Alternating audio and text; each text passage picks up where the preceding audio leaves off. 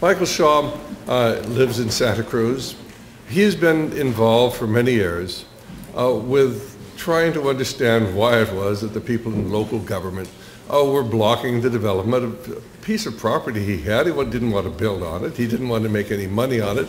He wanted to take a large plot of land and turn it into a very much of a garden, a beautiful garden. And he was blocked at every turn. And as time went by and reading and studying, he finally came to realize, of course, that there is a master plan behind what's going on. And everybody gets around to taking away people's rights to private property. And so he became involved. He decided to do something, and he is committing himself literally full-time now to educating people about sustainable development, about Agenda 21, and about this movement which ties in together. There is a problem, and the solution to every problem is a new series of government laws. Pass enough laws, there's no freedom. Without further ado, Michael Shaw. Good morning, and welcome to those, especially who came from a long ways away. It's tough to be ready for a talk at this time in the morning when you live only half a mile from here. Thank God it was the night that we got an extra hour thanks to the clock. America has been swamped with a costly policy program that is increasingly being supported by our courts. This program is centered squarely upon the elimination of private property and free enterprise. It is swarming the country under the warm and fuzzy term, sustainable development.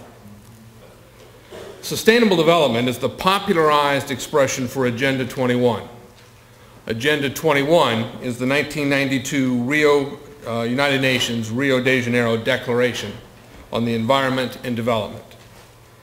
Agenda 21 is the, quote, comprehensive plan of action to be taken globally, nationally, and locally by organizations of the United Nations, governments, and major groups in every area in which humans impact on the environment.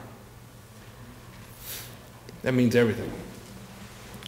My goal in the next minutes is to describe the origin, the general nature, and the implementation of Agenda 21 Sustainable Development, and illustrate how this comprehensive plan is transforming the American systems of government, justice, and economics. First, let me explain how I became familiar with local Agenda 21. Santa Cruz County is one of 3 communities in the country that call their sustainable development program Agenda 21. Back in the 90s, when I was on the Federal Resource Conservation District here in Santa Cruz County, I got lured into the local Agenda 21 program in the mid-90s. As a result, this document was produced, and this is the document that is guiding all public policy decisions in this county. It is called Santa Cruz County Local Agenda 21, a Sustainable Community Action Plan, Our Agenda for the 21st Century. You can see that on its cover is the emblem from the United Nations. This document and the forces behind it explain a couple of very basic things here in Santa Cruz, and I'm going to use Santa Cruz as an example because Santa Cruz is the national leader for sustainable development policy. That doesn't mean if you don't live here you're not affected by it, because now every county in America has an Agenda 21 program. This program explains why it is that our foresters immediately to the east in the Santa Cruz Mountains, half the mountain now cannot cut a tree. Landowners sitting in the middle of forest, having bought forest property that is too thick to be healthy. Plants don't grow on the ground because the sunlight won't get there. The trees are just too thick after the initial cuttings a century ago. And now half the people have been zoned out of timber production. The reason for that is that the planners anticipate a fire and they want nothing to be in its way.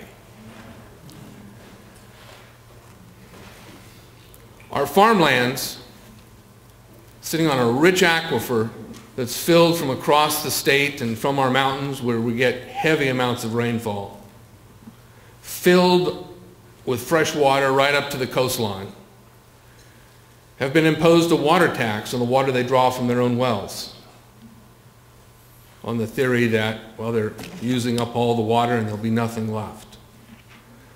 Farmers do not have much time before only those who are on the government's public-private partnership lists will remain in ownership. They're fighting, not on the right thesis, but they're fighting in the courts and losing. This summer, the appellate courts in San Jose affirmed a local decision that said that their water can be taxed. Notwithstanding the fact that only 2 days before the fact that decision was entered, the California Supreme Court took a similar case from San Bernardino County and found it unconstitutional. The word now is that the San Jose courts are going to depublish that decision so it cannot be appealed and will stand. The farmers in Pajaro Valley are in deep trouble, as are the foresters in the mountains. Home builders in the urban areas of Santa Cruz, well, unless you're a private public partner like Barry Swenson, you don't build housing. For 20 years, I've attempted to build housing on 75 acres, zoned for 30 homes. Can't build one.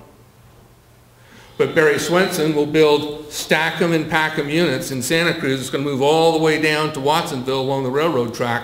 They're now talking about 15 and 16-story buildings in that area. Some of these buildings that have been built, for instance in Watsonville down by the rail line, the residents are prohibited from owning a car.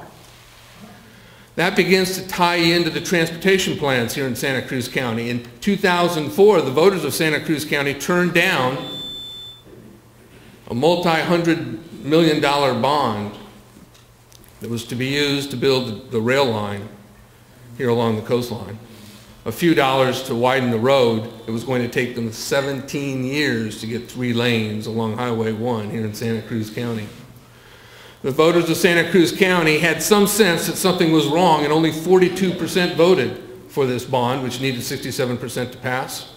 So something is happening in Santa Cruz, because the same bond was on the ballot in 9 other Central California counties. $2 billion worth of that bond was on the ballot in Alameda County for purposes of building rails, bike lanes, and other sustainable development transportation models. There was $100 million to study the widening of Caldecott Tunnel, no monies to widen the tunnel. That bond passed in Alameda County. Similar bonds passed in every other Bay Area county. Sustainable development transportation models are coming to Northern California, but fortunately they were blocked here in Santa Cruz.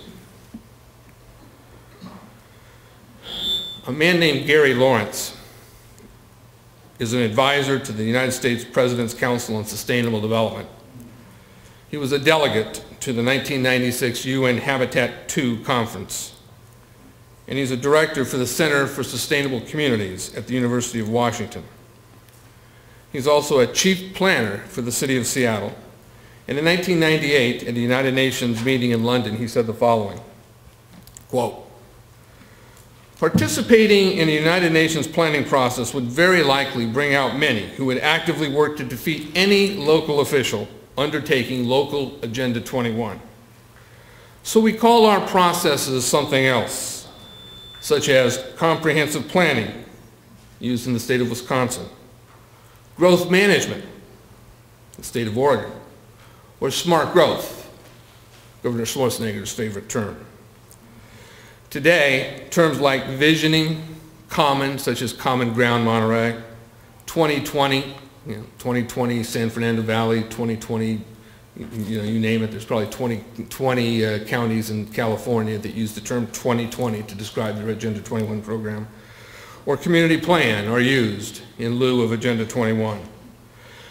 In every county, the programs are said to be locally driven but comparisons show remarkable similarities evidencing a top-down system that conforms to Agenda 21's blueprint.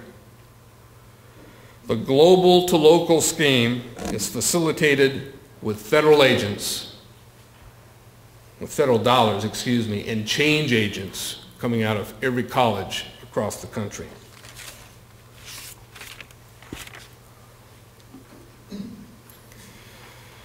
The sustainable goal on a global basis is the elimination of the middle class. And when you think about that statement and carry it around with you and watch what's going on across the country, in your community, in our state, you'll see a myriad of examples of how that is playing out as the middle class becomes more and more pressed in this country. It is the American middle class that is the primary target of sustainable developers around the world. At their kickoff conference in Rio de Janeiro in 1992, the Secretary General of the United Nations for the Sustainable Development Program is a man named Maurice Strong. Maurice Strong is a Canadian oil billionaire. Today he lives in Red China. He got caught up in the oil for food scandal and had to escape the West, and the only place he could find that wouldn't prosecute him was Red China. That's where he lives today. But in 1992, when addressing the attendees at the conference in Rio, he said the following, quote, "Current lifestyles and consumption patterns of the affluent middle class," that includes everybody in this room, "that involve meat intake, use of fossil fuels, which you used to get here today, appliances, particularly refrigeration, home and work air conditioning, and get this, suburban housing are not sustainable." Well, that's why free enterprise builders can't build homes in Santa Cruz County, and why public-private partners can build these stack them and pack them units that are going to just inundate not only Santa Cruz, but the entire Bay Area. Go over to 680 and 580 and watch how they're being built in Livermore. Just jammed together, sky high, in a way where the roads cannot handle a car for every person. There's simply too many people located in a small area, driving the force even harder to get us all out of our cars. So what is not sustainable? At that 92 convention, a 1,200-page book came out called the Biodiversity Assessment Report, and in it, what's called not sustainable includes the following. Private property. Private property is not sustainable. Golf courses and ski lodges. Irrigation is not sustainable. Now let me ask how it is that 6 billion people are going to be fed on this earth without irrigation and the irrigation of our farmland. Well, that's simple to answer. The plan is that there not be 6.3 million people on this planet. Monotheism is not sustainable. That's why there's an attack on Muslims.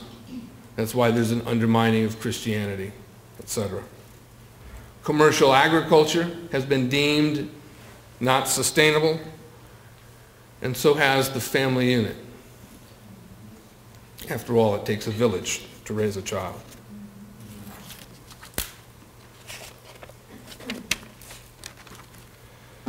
Sustainable developers have an emblem so that they can communicate one to the other. It's called the 3 E's. It's 3 interconnected circles that represent the underlying theory behind their movement. The first of those E's is called equity. Equity means using the law to re-engineer humanity. It's about creating social and environmental justice to replace the concepts of equal justice. That includes the precautionary principle. Now, the precautionary principle, which is the official teachings of the Los Angeles City School District, say the following. You can take no action unless you can prove it will cause no harm. Now, 3 years ago, the Federal Department of Interior was here in Santa Cruz meeting with the fire chiefs and the planning department, insurance representatives. They had a great big, happy consensus meeting where they were here to impose what then would have been the first county-wide habitat conservation plan in the history of the country. This plan was busted up, didn't happen, I'll explain that in a minute, but throughout the state now, beginning in Riverside and having spread all over, are habitat conservation plans that incorporate this precautionary principle. I'll give one example. Here in Santa Cruz, they had 117 bugs, plants, and animals that they were considering to be necessary for protection. One of those was the long-toed salamander. Now, the long-toed salamander, the rules under this habitat conservation plan and applying the precautionary principle were that if you owned land that had the potential of housing a long-toed salamander, an owner would be prohibited from walking on that land during the species mating season, which is the wintertime.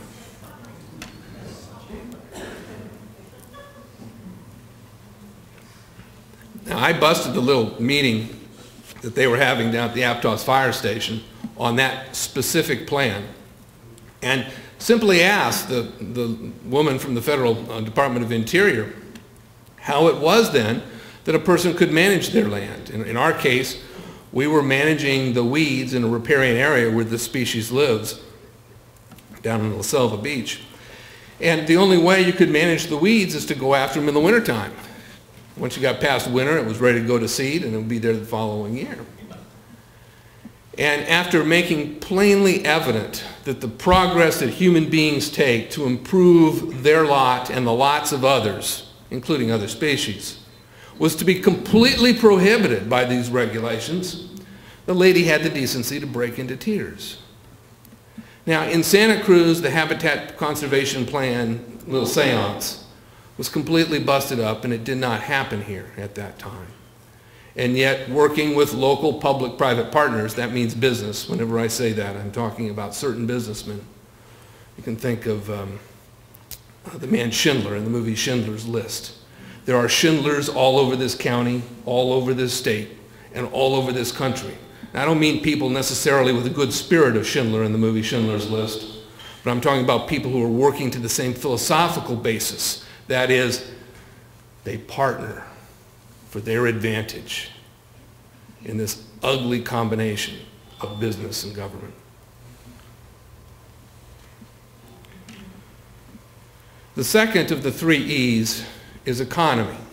Well, gee, what can be wrong with that? We've got a worldwide movement focused on the economy. But you've got to remember that every word nearly that a sustainable developer uses has a new definition. And by economy, the sustainable developer means the international redistribution of America's wealth. That's CAFTA and NAFTA. And the other international trade policies. The economic dynamic behind sustainable development is happening, and happening at an increasing rate. The other part of economy has to do with the replacement of free enterprise with public-private partnership. If you're not on the government's list, you don't do business. The same system that Mussolini invented and that Hitler imposed. You say, well, Americans aren't going to accept those concepts. But we have, because the 3rd E floats in from the top. It's called the environment. And everybody's for the environment, but by the environment, sustainable developers mean nature before man. And the examples are endless.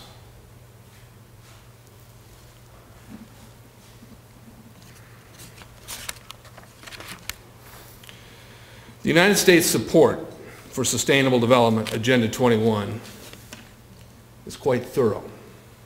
In 1992, George Bush, the first, signed an agreement in Rio de Janeiro when on the Prince Charles's yacht parked right offshore for the administrative implementation of Agenda 21. That means he needed no congressional approval. It's just an administrative implementation. So he brought it home and he brought it into every federal cabinet agency. A year later, the new President Clinton, by executive order, again avoiding Congress, created the, quote, President's Council for Sustainable Development. Now, it was made up of every federal cabinet officer, every major environmental group in America, and a couple of business representatives. Two of those business representatives were the head of California's Pacific Gas and Electric, and the head of Enron, Ken Lay. I wonder why Ken Lay is dead today. In 1997, the counties and mayors created the Joint Center for Sustainable Communities. There is not a county in America that does not have a sustainable development program. And in 2001, the national governors endorsed smart growth. I'll explain smart growth as a part of sustainable development shortly.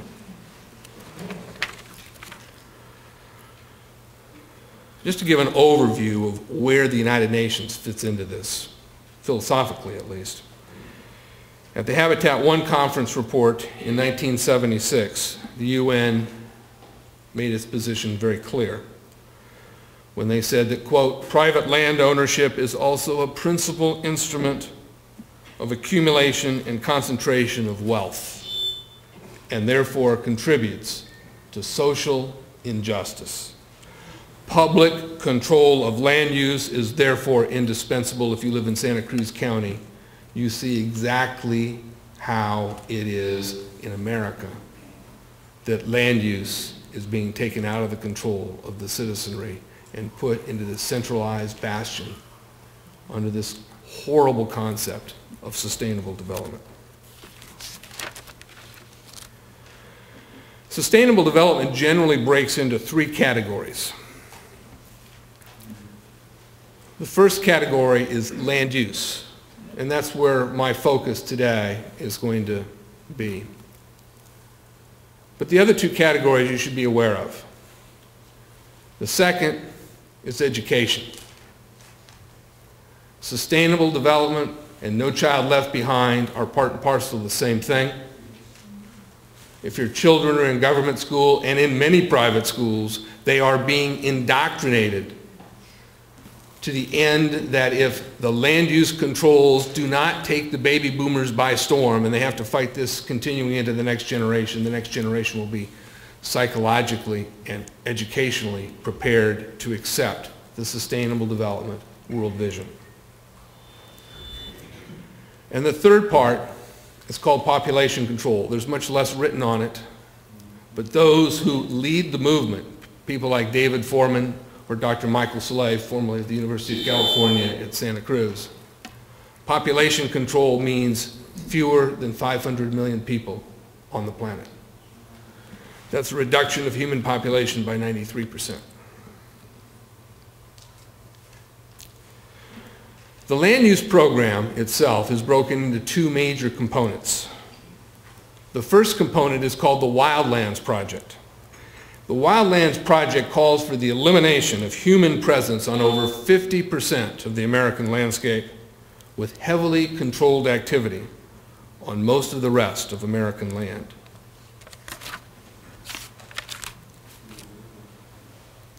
This is a map prepared by Dr. Michael Kaufman, a resident of Maine and a real activist in the freedom movement.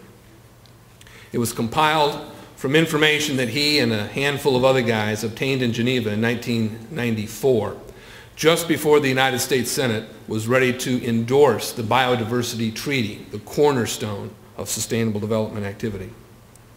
What this map tells us is the following sustainable development plan for America. The red zones are the wildlands areas.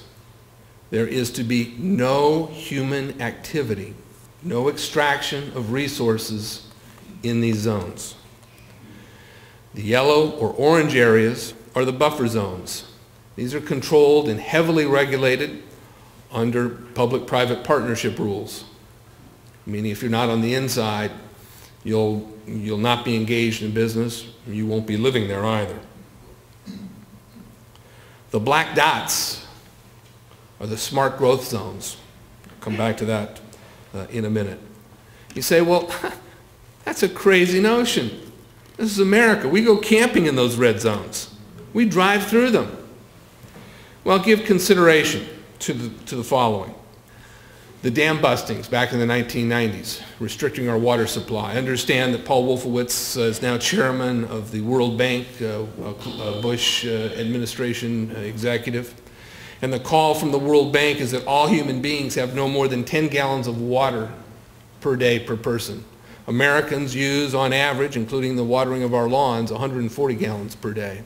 So imagine cutting your water consumption by 93% in order to meet this dynamic. Now you begin to understand why Senators Boxer and Feinstein have shown favor toward the closing of the Hetch Hetchy Reservoir up in Yosemite, which waters all of San Francisco. After all, we don't need the water because we're not going to be allowed to use it. Think of how the forest fuel levels and the catastrophic fires have taken off over the last few years all across America. They're happening now in Southern California. I remember when I was on the Resource Conservation District, we had federal people come into our office and tell us, it's not just a let it burn policy, they would say, that we need to enliven the American wilderness. We need a make it burn policy. We need a make it burn policy. You see, you got to get the people out of these wildland areas. When the Santa Cruz Mountains burn, do you think the people are going to be allowed by the Board of Supervisors to inhabit the Santa Cruz Mountains? I don't. See, the goal is, with respect to resource extraction, is to create a crisis, because crisis leads to shortage and to consolidation. And that's where the Nature Conservancy fits in. Now, the largest landowner in the entire world, the Nature Conservancy, is dead center into the implementation of sustainable development programs. The habitat set-asides, the conservation easements that landowners are being suckered into, the compliant partnering, all have to do with losing a land manager's right to control the management of their land. And at the root of all of this, the root of the Wildlands Project, is the Endangered Species Act. Our worst fears are coming true as bugs, plants, and animals are deemed more important than people. It is time to repeal the Endangered Species Act. Without its repeal, America will go down the track toward world government. I want to give a Santa Cruz example of how the Wildlands Project works. We live on the beautiful Monterey Bay Sanctuary. What is the Monterey Bay Sanctuary? This is Sunday morning. I used to go to Sunday morning when I was an altar boy. The sanctuary is a place where God was honored. Now it's a place where the paganists say our ocean is a sanctuary. But it's more interesting than that. To go from Santa Cruz to Monterey, the two mouths to the Monterey Bay, to the Monterey Bay, it's 26 miles across. But the Monterey Bay Federal Sanctuary runs 400 miles along the California coast. But it not only runs along the coast, it includes the land to the ridgetop on the land side of the ocean front. The entire of Santa Cruz County is part of the Bay Sanctuary. Well, what does that mean? Well, there are 25 enforcement agencies to enforce the increasing, growing rules of the Monterey Bay Sanctuary. The goal will be to take people out of the mountains, to stack people along the rail line, to get people out of their cars, to keep people from having single-family homes, one of the objectives of sustainable development. It is about creating willing sellers by battering them until they give up and supposedly, happily convey their lands to the federal government. In Santa Cruz, we have timber rules, sanctuary rules, habitat conservation plans, which are coming in nonetheless in the San Lorenzo Valley. We have the best management practices coming out from the Resource Conservation Board and the National Resource Conservation Service. We've got water policy that's stealing our farmers' lands, thousands of red tags, which are putting people under incredible pressure. There's a fish land ordinance, which says They've not begun to implement it, but they've passed it. But the Fishland Ordinance says that in the mountains, that development is to be decommissioned if it falls within the fishland. Now that means roads and houses are to be decommissioned. I asked the author of this one day, what does that mean? She couldn't answer it for me. She got embarrassed because she knew where I was coming from. But the reality of decommissioned is it means closing roads and tearing down houses. Now this fishland goes from the fish stream halfway to the ridgetop. It's under one little silly ordinance that's been passed in 6 California coastal counties. They can rid the mountains as soon as they decide to enforce it. You see, when government controls human action, private property becomes eliminated.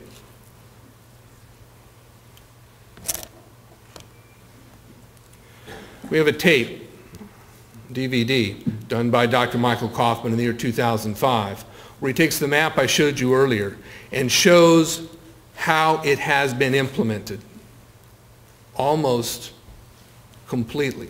The steps are in place to knock down the rest of the walls that keep it from having been implemented in its totality.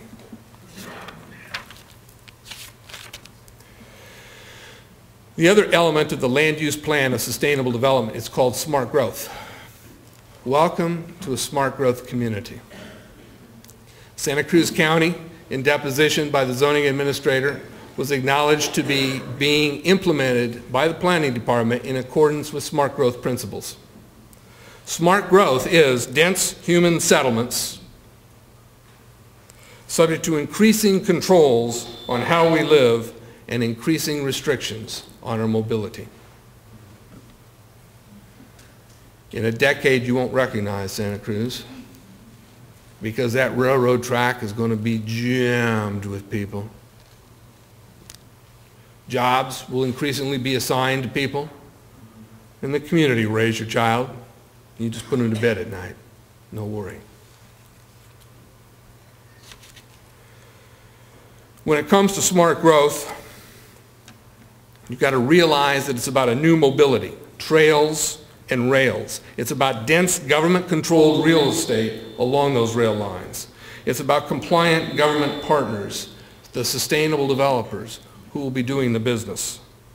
It is the end of free enterprise and of private action. Sustainable development is the end of freedom. So ask yourself the question, because innocent people fall prey to the lures of sustainable developers, is sprawl, meaning spreading out, and choice, meaning decide about yourself, where you're going to live, such a bad idea for yourself or for others? Is development of water resources so bad? Is a dam in the Santa Cruz Mountains such a horrible thing to happen? Are more lanes on our freeways really distressing? Our population's doubled. Our freeway lanes have gone up nominally. That's why we have such traffic.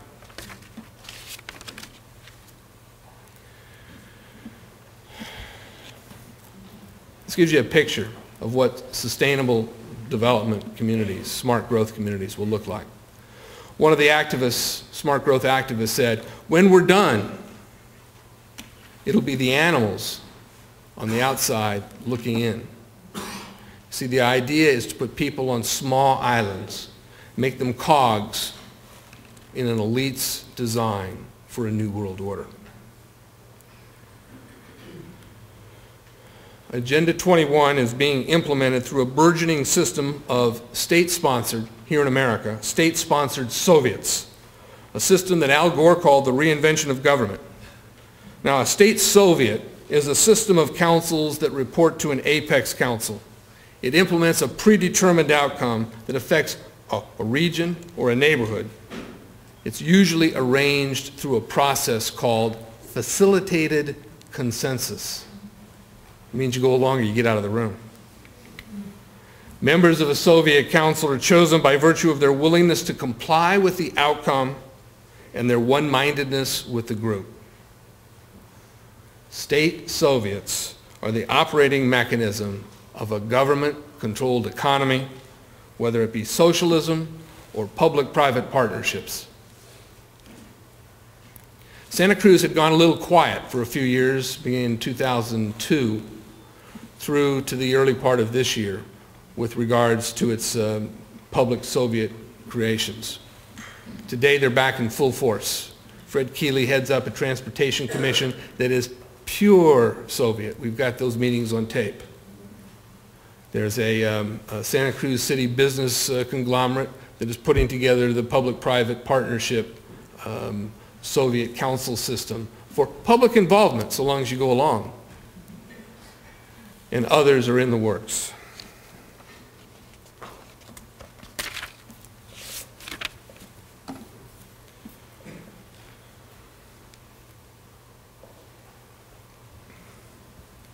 It's all about marketing. And terms are important to marketeers. So here's a list of expressions. You can find some free copies of it on our table. Of words that have been redefined by sustainable developers. It's code words they use amongst themselves and lure words they use for the rest of the public. Talked about the 3 E's. Consensus is simply the process by which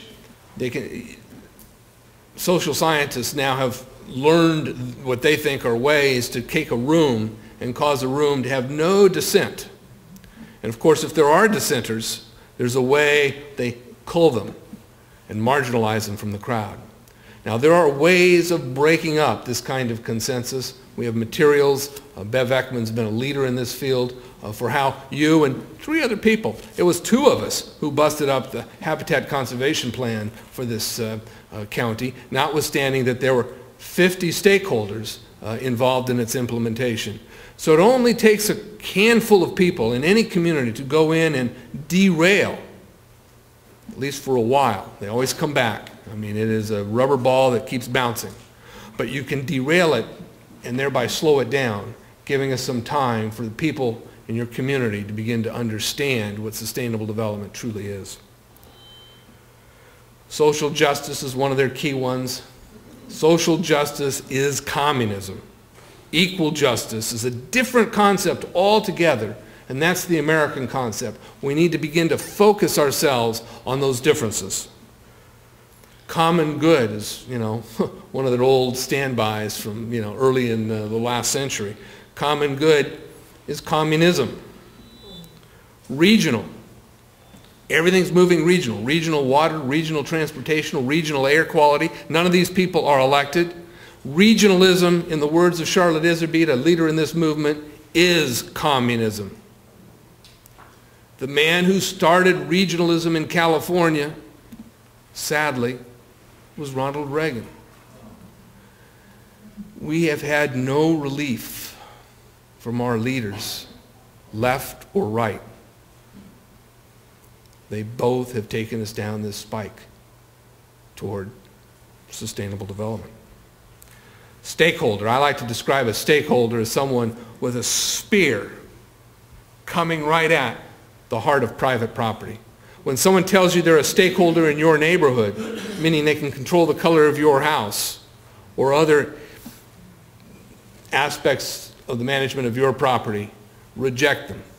Point out to your neighbors and friends that a stakeholder is a communist operator.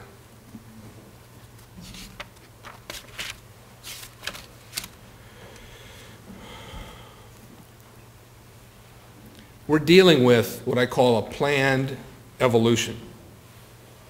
It's operated by change agents. They're increasingly getting, cocky as they begin to refer to themselves as change agents. It's true, many messes have been made of the American system. The American system isn't what's off base. It's what we've been doing. And the more we do, the worse we mess it up, the more change agents come out of the woodwork, calling for plans of action. Now, action means, in their vocabulary, Agenda 21, community teamwork in operation now. So when you see an action program, be very leery. The action change agents are seeking to transfer America from a system of self-governance to a system of global collectivism. Our system of self-governance leads to liberty, and that's based on the ideals of unalienable rights. Unalienable means it can't be taken from you. You can be squashed, you can be killed, but unalienable means it's part of you. Unalienable rights include the right to your life, your liberty, and your property. One simple expression that when really thought through means so much and offers us the chance for a rebound as we begin the 21st century. The global collectivism has got a firm stakehold on DC, Sacramento, and Santa Cruz and everywhere else. Is a system that leads to tyranny by its own nature.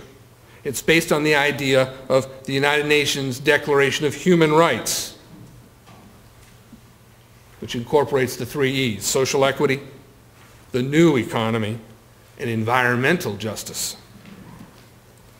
See, Agenda 21 is a philosophy of Comtean positivism. Auguste Comte was a philosopher in France 200 years ago who really established the framework that was picked up by political activists, Fabian socialists, 60 years later in England.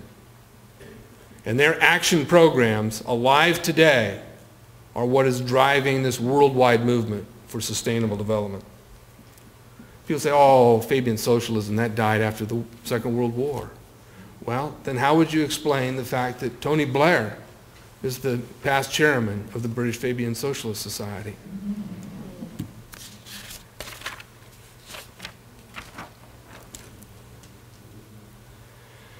I want to take just 2 examples of the implementers of sustainable development.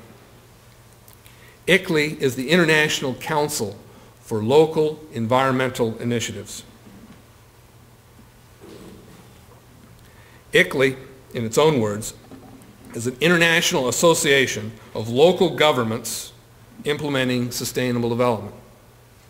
Remember, sustainable development is global to local. Remember the bumper stickers in Santa Cruz in the 1980s all over the place? Think global, act local. Well, that's what ICLEI sets communities to do. ICLEI's mission is to build and serve a worldwide movement of local governments to achieve tangible improvements in global, environmental, and sustainable development conditions through cumulative local action. Now, Comte's positivism called for Paris to be the center of the world, a world of local communities. There's nothing new here. There's just a lot that's not been spread around. Building a worldwide movement requires that ICLEI functions as a democratic international association of local governments. Now, this page is from a 1997 website. And you can see there that as far back as 10 years ago, San Francisco, San Jose, Santa Monica, and Santa Cruz County were already affiliated and associated with ICLEI. Today, ICLEI has thousands of American communities under its guidance web. They're based in Toronto, Canada. They're a United Nations NGO, non-governmental association. They have 1 U.S. office. It happens to be in Berkeley. But equally as devious for Americans is the operations of the United States Department of Agriculture. Now, I didn't pick on the Department of Agriculture out of the various federal agencies for any particular reason, because you can certainly find this information at the Department of State, the Department of Housing, the Department of Justice. But let's just look at the Department of Agriculture. Right on their webpage, they pronounce very prominently their affiliation and their allegiance to sustainable development principles. They pronounce the United Nations on their cover page. They talk about the guiding principles for USDA sustainable development. That means the elimination of private property. What farmer wants to engage himself with the Department of Agriculture when their goal is to collectivize our farms. They have a policy statement on sustainable development, and they have a USDA Council on Sustainable Development. We haven't had a president in a long time. Look what's grown in our federal government under the leadership of Democrat and Republican presidencies. Here in Santa Cruz County, I said I was on the Resource Conservation District. Back when I was on that council in the 1990s, we had a budget of $10,000, and our purpose was to give land management information, not regulation, around to landowners in Santa Cruz County. Today, the RCD funnels and functions between $5 and $10 million for the implementation of their public-private partnership rules. A lot of their money comes from the Packard Foundation. The rest of it comes from the taxpayers. It's an entirely different organization. The USDA is in every community in America doing the same thing.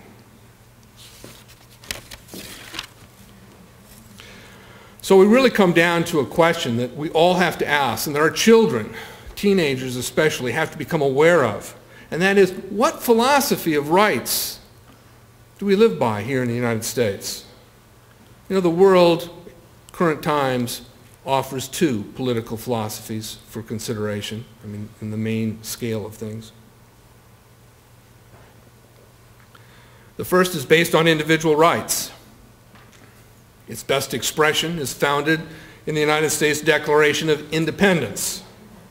And the second, or alternative one, is the idea of community rights, what our children are being taught in schools. And it's based upon the ideals of the United Nations Declaration of Human Rights. Well, let's contrast the purpose of government under the two documents. Under our own, the Declaration of Independence, the purpose of government is to protect the natural or unalienable rights of every person.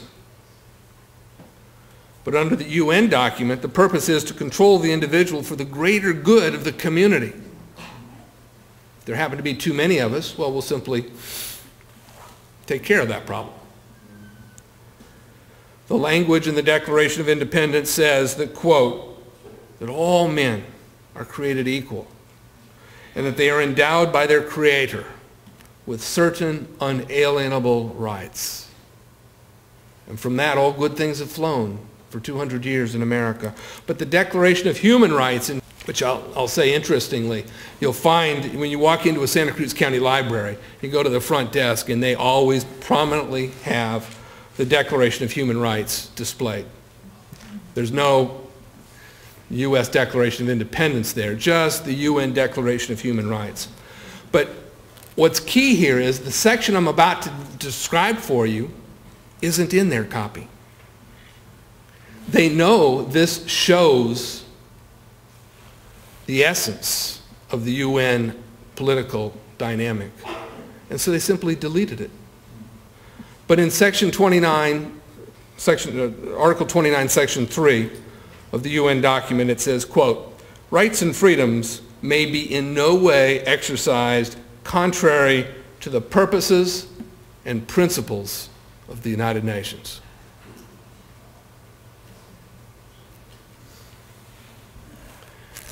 The average 15-year-old needs to understand the difference between unalienable rights and what it means to be contrary to the purposes and principles of a man-made organization that pretends that its leader is Kofi Annan, but who behind that black curtain sits other people, and they're the people who determine what those purposes and principles are.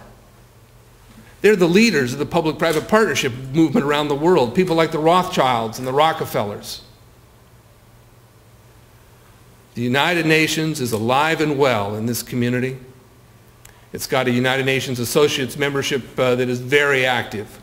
And when our Congressman Sam Farr comes back to California, he's been recorded on tape as saying, this is my favorite group when talking to the United Nations Associates. In fact, Sam Farr, our congressman, is the only congressman in the history of America to fly the UN flag outside his congressional office. You see, in short, under our system, you're born with rights and government exists but for one reason, and that is to protect those rights. You and the product of your labor belong to you. But under the UN system, government grants, restricts, and withdraws your rights according to its needs. You and the product of your labor belong to the community. Now, the operation of America is coming closer and closer and closer to that latter dynamic, and it's becoming further and further away from our traditional heritage. 3 years ago, our current president, the man the public thinks doesn't get along with the United Nations, said the following to the United Nations, quote, "The United States of America is committed to the UN, and we show that commitment by working to fulfill the United Nations' stated purposes and give meaning to its ideals." Well, the good news there is that in 2 years, President Bush won't be president anymore. But the bad news is that there's no one in either party running for president who doesn't share this idea. I want to talk a little bit to describe political globalists and state capitalism.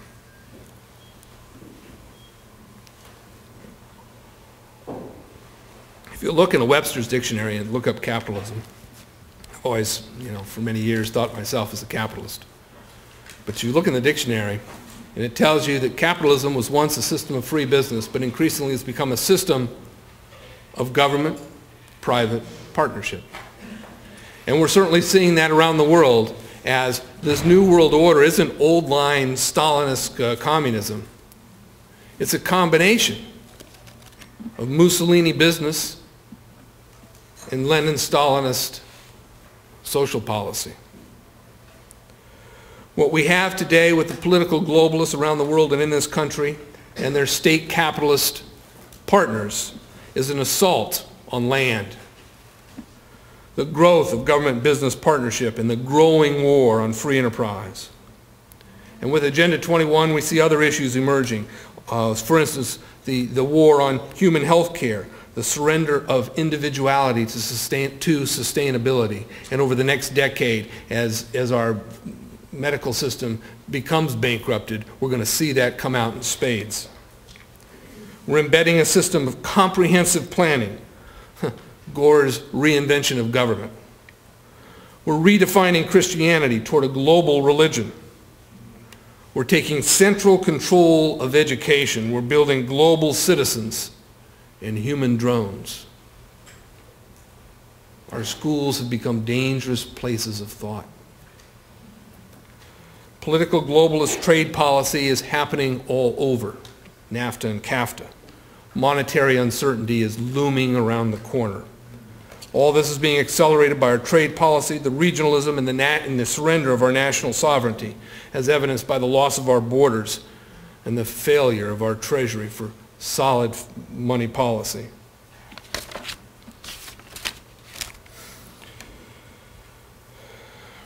Liberty presumes that the government's power be strictly limited in scope and that the law be applied equally to each citizen.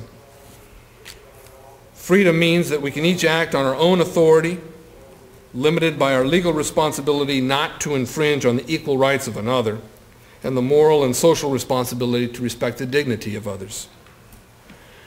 We raise our children with a conscience. That's why family is so important. And when a child has been nurtured with conscience, they understand how to express and how to associate in a productive way. And when we do that, we know how to trade for mutual benefit, and society improves. All that is the essence of free enterprise. Genuine peace can only exist in societies where truly voluntary and not compliant action governs civic responsibilities. And we achieve that by recognizing what individual liberty is and standing on the roots of private property in the operation of our society. That leads to prosperity and to abundance. Got just a couple of pictures to illustrate the political dynamic of contemporary times. What I call the contemporary dialectic, manufactured as it is the following. On the right, you've got a collectivist world dynamic. On the left, you've got a collectivist world dynamic. From the right comes public-private partnership, the economic engine of the New World Order. From the left, you got social justice, the context of communist justice, all overlaid with this green, warm environmental dynamic. Together, the left and the right, it takes both to create the sustainable development dynamic. We're talking about Agenda 21, which creates regionalism, which is collectivism, which delivers to us the United Nations Charter. We've got government education coming from the left and the right. We've got the fraud on the left with this environmental movement and the phony baloney stuff that Americans are just digesting without question. We've got an interventionist military policy coming from the right and increasingly being accepted by the left. Oh, they may be balking at Iraq right now, but they are real eager in the Balkans to do essentially the same thing. The police state is emerging as a result of all of that. You see, it isn't a left-right dynamic we need to be considering. It's not the attack on liberals, because the conservatives are doing their job to the same end. It is viewing the political process in an up-down dynamic that gives us some hope of delivery. Liberty on the top and sustainable development, otherwise known as tyranny, on the bottom. Our enemy isn't the liberal down the street or the conservative up the street. Our enemy is sustainable development. And people of goodwill, whether liberal or conservative, need to come together to understand that. To declare our independence, we need to recognize that liberty depends on freedom, which leads to abundance. We need to be sure that parental control of education gets started. We need a defensive military policy and a transparent government.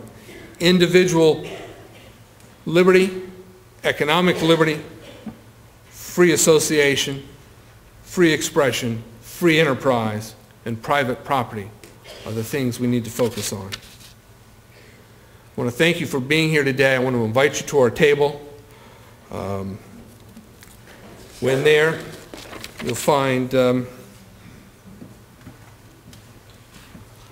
our pamphlets. We left one in everyone's folder. We've circulated tens of thousands of these around the country. In the communities where it is circulating, you know, we're seeing some strengthening of these ideals.